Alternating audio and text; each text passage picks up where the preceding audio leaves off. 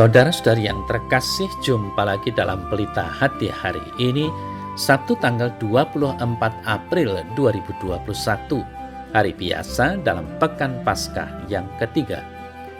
Bersama saya Romo Thomas Suratno SC dari Paroki Cilandak, Jakarta Selatan, mendengar dan merenungkan sabda Tuhan, yakni firman Tuhan yang tersurat dalam Injil Yohanes bab atau pasal 6 ayat 60 sampai dengan ayat 69.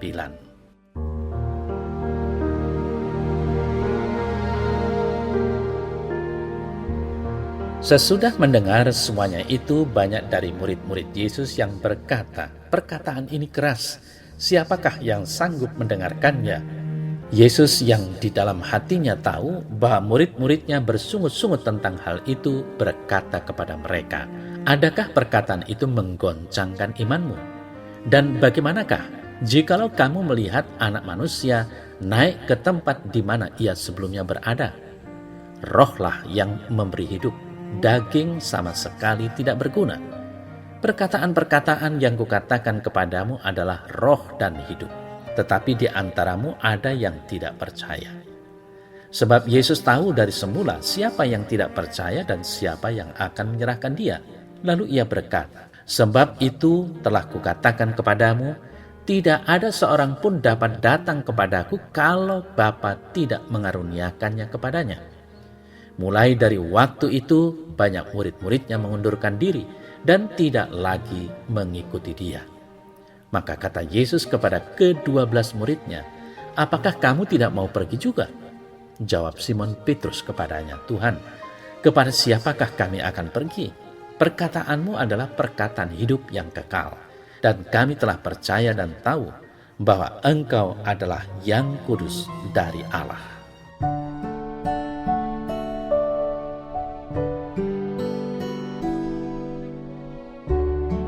Saudara-saudari yang terkasih, sebuah perayaan ulang tahun perkawinan yang ke-50, sepasang suami istri bercerita tentang pengalaman mereka dalam mengarungi bahtera rumah tangga.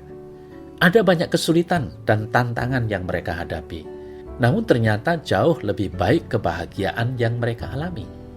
Salah satu tantangan terbesar dalam perjuangan mereka adalah bagaimana membuktikan cintanya yang mendalam bagi pasangan hidupnya.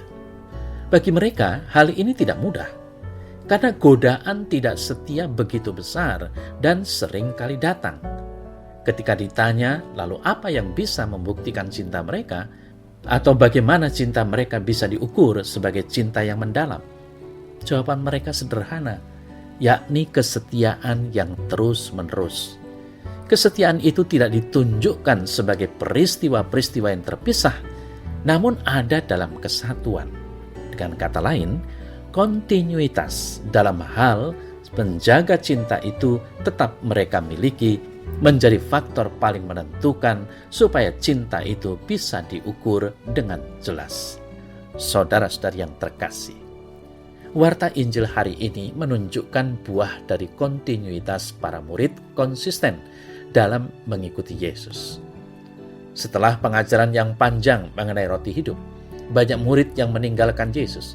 Tantangan terakhir yang Yesus ungkapkan ditujukan kepada para murid, pertanyaan sekaligus pernyataan tentang totalitas sebagai murid. Pengajaran yang tidak mudah dimengerti, tidak mudah ditangkap, dan tidak umum terjadi, membuat banyak orang berpikir ulang untuk mengikuti Yesus.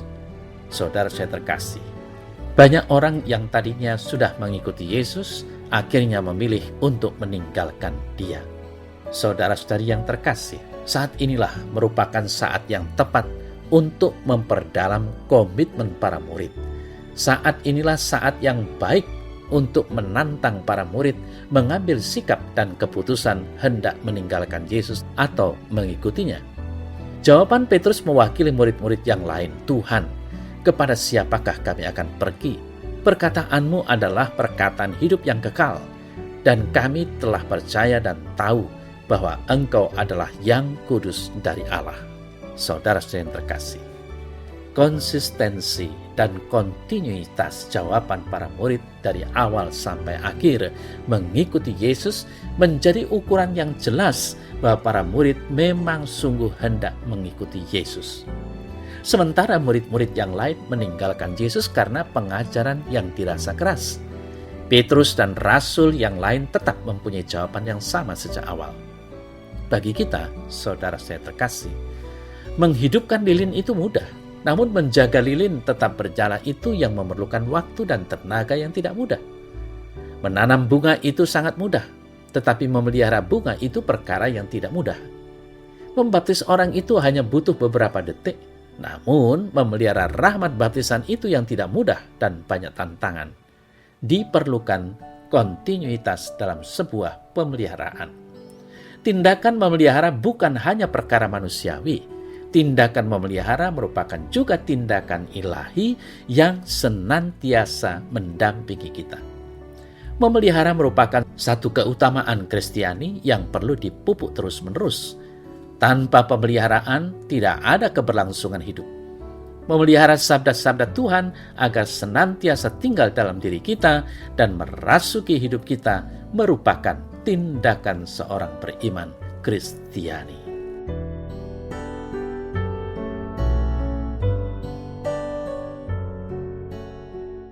Dalam nama Bapa dan Putra dan Roh Kudus. Amin. Ya Allah, kami bersyukur atas rahmat pemeliharaan yang senantiasa Engkau limpahkan bagiku. Ajarilah aku untuk berani mempunyai sikap pemeliharaan atas hidup dan tindakanku, memelihara yang baik, yang benar, dan yang kudus. Semoga kasih dan kesetiaan-Mu menghantar aku untuk mampu setia juga. Tuhan, aku persembahkan pemeliharaan hidupku ke dalam tangan-Mu. Amin. Dalam nama Bapa dan Putra dan Roh Kudus. Amin.